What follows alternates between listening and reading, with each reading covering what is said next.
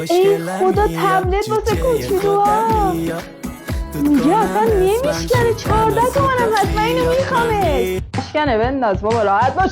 تبلت اون رسید کیفش سیلیکونیه چقدر خوشگله وای خدای من اسباب بازی گذاشتن توش سریع شارژرشه کلی از این لوگو کتاب داستان خارجی استیکر کاب آویز داره این بازی مسخره کلی بازی داره توش ما گفتن این صفحش هم نشکن بریم ببینیم نشکن هست یا نه میخوام باهاش گردو بشکنم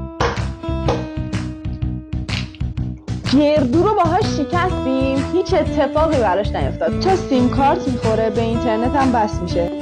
صفحش هم خیلی روونه بچه رو اصلا اذیت نمیکنه دستشون از طبقه دهم هم بیفته پایین نمیشکنه من به این تبلت کوچولومون از 10